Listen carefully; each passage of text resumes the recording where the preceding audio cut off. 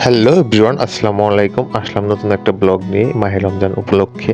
আর আমরা হচ্ছে সেহরির টাইমে অনেকেই খেতে পারি না, যে কারণে হচ্ছে আমরা নতুন একটা ব্লগ অ্যান্ড রেসিপি নিয়ে আসলাম। সেটা হচ্ছে কালো জিরার ভর্তা।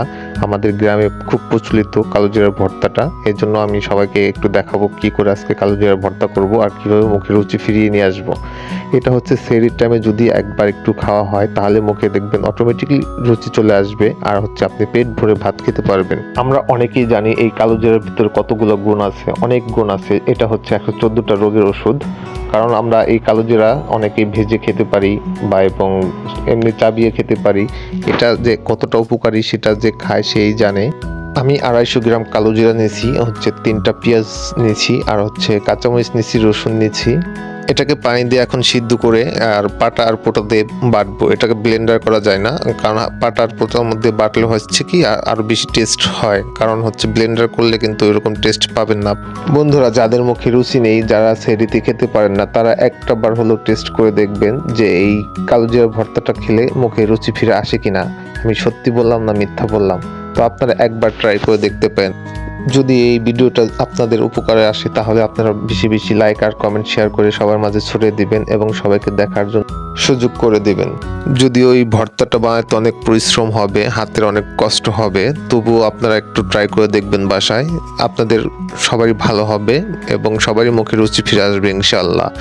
তো আজকে আমার জানটা আমার জন্য এতটাই কষ্ট করতেছে, কারণ আমার জান আমার মুখে রুচি ফিরিয়ে আনার জন্য এই পদ্ধতিটা অবলম্বন করেছে।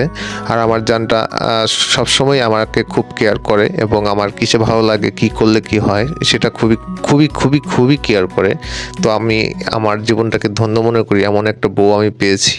তো সবাই আমাদের জন্য দোয়া করবেন, আমরা যেন চিরটাকাল যেন আমরা এইভাবেই পাশে থাকতে পারি দুজন দুজনার। কারণ একে অপরের পরক যেহেতু আমরা, কারণ আমার হচ্ছে আল্লাহ এমন একটা বউ পাইয়ে দিছে, এর জন্য আমি যে ধন্য এটা হচ্ছে আমার বই প্রমাণ।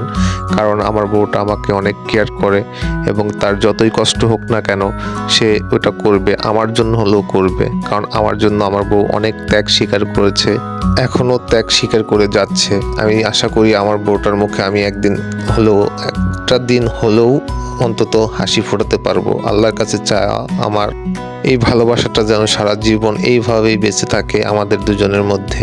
তো বন্ধুরা, আমাদের ভিডিওটা কেমন লাগলো আপনারা কমেন্টস করে জানাবেন এবং আমাদের ভিডিওটা বেশি বেশি শেয়ার করে দেবেন এবং সবাইকে দেখার সুযোগ করে দেবেন। আমাদের কষ্টটা যেন সার্থক হয় এবং সবার উপকারে আসে, এই আশায় আমরা হচ্ছে ব্যক্ত রাখি।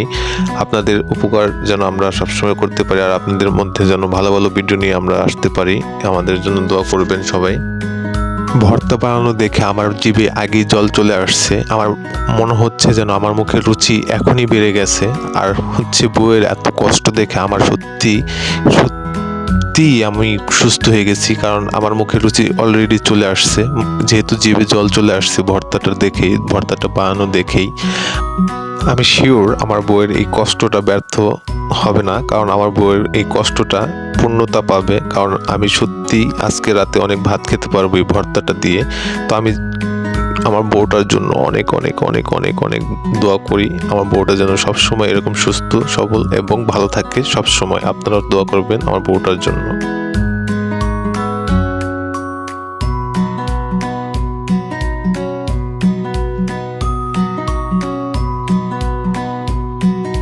আমাদের টেস্টি ভর্তা বানানোটা শেষ হয়ে গেছে। দেখেন একবার পাটার থেকে কেচে কুচে উঠানো হচ্ছে, কারণ এই ভর্তাটা সত্যি অনেক টেস্ট হবে, কারণ আমি দেখেই বুঝতে পারতেছি।